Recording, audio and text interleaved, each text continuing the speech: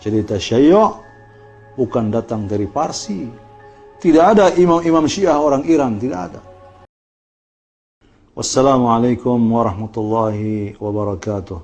Para pemirsa yang mulia, pada kesempatan yang baik ini kita akan berbicara insyaallah tentang pengertian tasyayyu' atau Syiah. Banyak yang tentunya belum memahami apa itu Syiah atau apa itu tasyayyu'.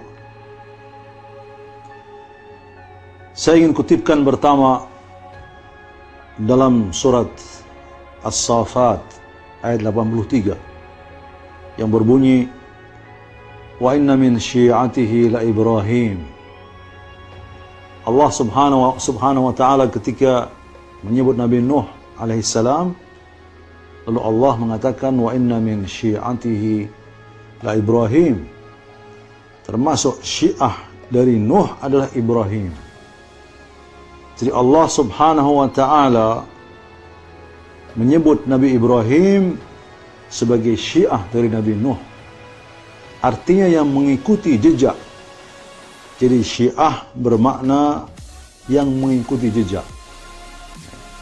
Yang mengikuti, yang membela, yang menolong, yang mencintai.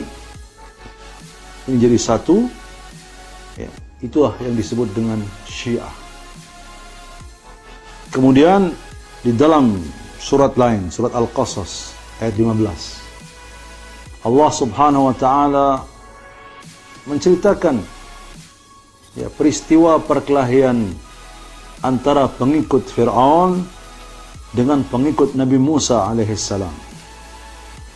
Allah menegaskan dalam surat Al-Qasas 15 tadi, hadza min syi'atihi wa hadza min aduwihi fastaghathahu alladhi min syi'atihi 'ala alladhi min aduwihi.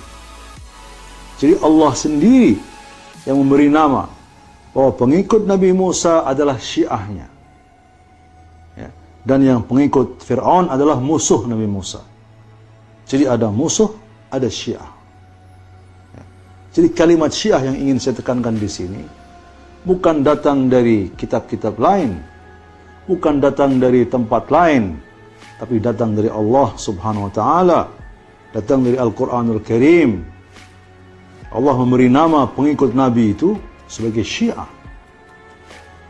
Jadi ingin saya tekankan demikian, bahwa kita ini pun berusaha menjadi syiah. Syiah siapa? Syiah Nabi Muhammad sallallahu alaihi wasallam. Lalu Nabi Muhammad mewajibkan kita mengikuti keluarganya, para imam dari keluarganya, bukan semua keluarganya. Para imam saja, jumlahnya 12 orang, sebagaimana disebutkan dalam hadis-hadis Bukhari dan Muslim, yakunu ba'di 12 khalifatan, yakunu ba'di 12 amiran, yakunu ba'di 12 imaman. Dalam hadis lain, Abdullah bin Mas'ud pernah ditanya, wahai Abdullah, apakah kalian para sahabat ini pernah bertanya kepada Rasulullah, umat ini punya berapa imam, punya berapa khalifah, punya berapa amir? Abdullah bin Mas'ud menjawab, kami sudah menanyakan. Dan Rasul menjawab 12, 12, ka'iddati nuqaba'i Bani Israel. 12 orang, kata Abdullah bin Mas'ud, ini ucapan Nabi. Sebagaimana jumlah nakib-nakib Bani Israel. Wakil-wakil Nabi Isa alaihissalam 12, wakil-wakil Nabi Musa alaihissalam 12. Jadi wakil-wakil Rasulullah pun ternyata 12 saja. Dengan hadis-hadisnya banyak sekali terdapat di berbagai kitab-kitab hadis. Jadi kita wajib mengikuti imam, wajib mengikuti khalifah, khalifah yang datang dari Allah dan Rasulnya, bukan khalifah yang diangkat oleh manusia. Jadi kalau kita mengikuti, berarti kita jadi syiahnya. Inilah syiah. Peristiwa Ghadir Khaum misalnya, ini peristiwa yang sangat terkenal ketika diangkatnya Ali bin Abi Thalib sebagai imam, sebagai khalifah yang sah setelah Rasulullah. Disitulah tasyayyu'. Inilah syiah. Pendirinya adalah Allah dan Rasulnya, bukan orang dari Parsi, bukan orang dari Yahudi. Ya. Pendirinya adalah Allah dan Rasulnya. Karena atas perintah Allah dan penegasan dari Rasulullah, diangkatlah Ahlul Bait. Dan yang pertama diangkatlah Imam Ali bin Abi Thalib. Dari mulai awal dakwah sudah diberitahu. Kemudian ketika Rasulullah selesai mengerjakan haji wada, ya, Rasulullah menghentikan para sahabatnya di sepadang pasir. Di situ ada rawa-rawa, ya, ada genangan air yang sampai sekarang masih ada. Para sahabat dihentikan, yang sudah terlanjur lewat suruh balik, yang belum datang ditunggu. Setelah kumpul semua, Rasulullah berkhutbah setelah turun ayat suci Al-Quran dalam surat Al-Ma'idah. Ya ayyuhar rasul balligh ma unzila ilaika min rabbik wa illam taf'al fama ballaghta risalatah wallahu ya'simuka minan nas inna Allah la yahdi al-qawmal kafirin. Wahai Rasul, sampaikan yang telah diturunkan oleh Allah kepadamu. Ya. Seandainya kamu tidak sampaikan hal ini, sama saja kamu tidak menyampaikan risalah Islam keseluruhan. Kamu sama saja tidak menyampaikan risalah Islam seluruhnya. Apa ini? Inilah kitab-kitab sejarah. Kalau kita mau bicara Ghadir Khum tentu perlu waktu yang lebih lagi, namun secara ringkas bahwa kitab-kitab hadis, kitab-kitab sejarah di berbagai kalangan kaum muslimin, tidak pandang kelompok mana, tidak pandang Syiah, tidak pandang Wahabi, tidak pandang Syafi'i, Maliki, Hanafi, meriwayatkan peristiwa ini. Bahwa Rasulullah kemudian mengangkat tangan Ali bin Abi Thalib dan mengatakan, "Man kuntu maulah, fahadha Aliyun maulah. Allahumma wali man walah wa adi man adah wansur man nasarah wa khudul man khadalah." Barang siapa menganggap aku sebagai pemimpinnya, kata Rasulullah, maka Ali ini sebagai pemimpinnya. Ya Allah, pimpinlah orang yang menganggap dia sebagai pemimpin, pimpinlah orang yang mengikuti dia, dan musuhilah orang yang memusuhinya, belalah orang yang membela dia, dan hinakanlah orang yang menghina dia. Tegas Rasulullah mengatakan demikian. Disinilah tasyayyu', disinilah muncul Syiah, para pengikut Ali bin Abi Thalib, para pengikut Al-Hasan dan Al-Husain. Kenapa mengikuti mereka? Karena diwajibkan oleh Rasulullah atas perintah Allah Subhanahu wa ta'ala. Jadi tasyayyu' bukan datang dari Parsi.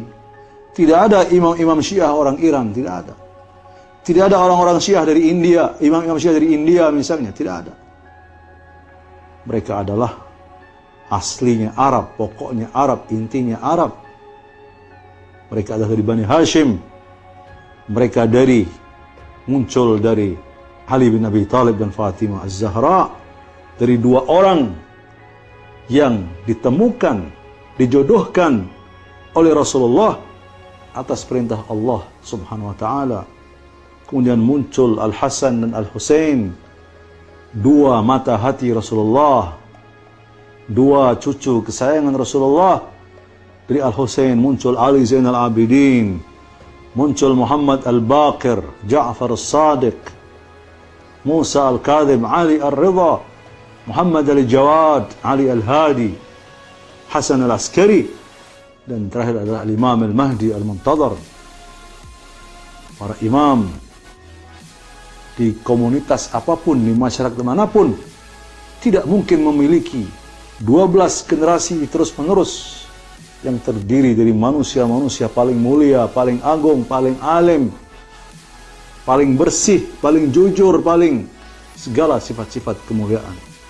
Apakah ada dalam masyarakat lain anaknya, kemudian ayahnya, kakeknya, ayah kakeknya, terus sampai 12 merupakan orang-orang yang tinggi, orang-orang yang mulia? Apakah ada? Tidak ada, kecuali keluarga dekat Rasulullah.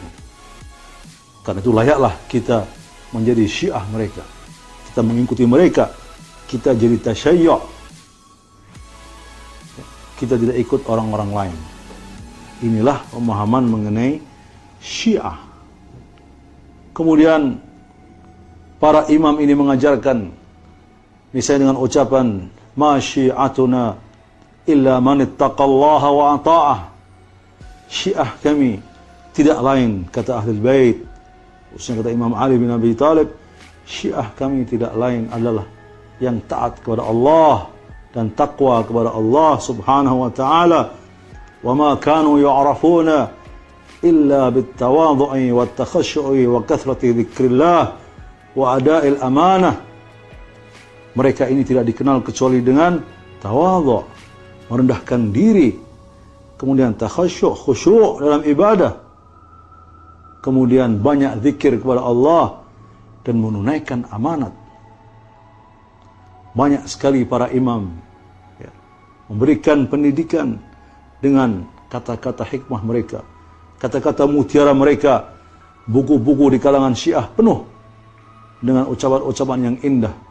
Cukup satu Nahjul Balaghah, ucapan-ucapan, khutbah-khutbah, tulisan-tulisan, kata-kata mutiara dari Imam Ali bin Abi Thalib cukup sebagai bukti ketinggian ilmu mereka. Belum lagi Sahifah Sajjadiyah, doa-doa Ahlul Bait, doa-doa Imam Ali Zainal Abidin, doa-doa Imam Hussein, dan seterusnya. Kata-kata mutiara dari Imam Ja'far As-Sadiq alaihi salam banyak sekali, ya, yang kemudian mengarahkan para pengikutnya untuk menjadi orang-orang yang mulia, orang-orang yang baik, orang-orang yang jujur, orang-orang yang setia dengan kebenaran, orang-orang yang membantu fakir miskin, orang-orang yang ada kepedulian yang tinggi kepada anak-anak yatim, kepada orang-orang yang memerlukan. Akhlak orang-orang Syiah, ya, itu begitu ditekankan oleh para imam. Jangan sampai orang-orang yang mengaku sebagai pengikut Ahlul Bait malah mengotori dan mencoreng Ahlul Bait yang mulia. Imam Ja'far As-Sadiq mengatakan, kunu lana zaina wala takunu alaina syaina. Inilah tasyayyu', jadilah kalian sebagai hiasan kami, jangan kalian mengotori kami. Ya.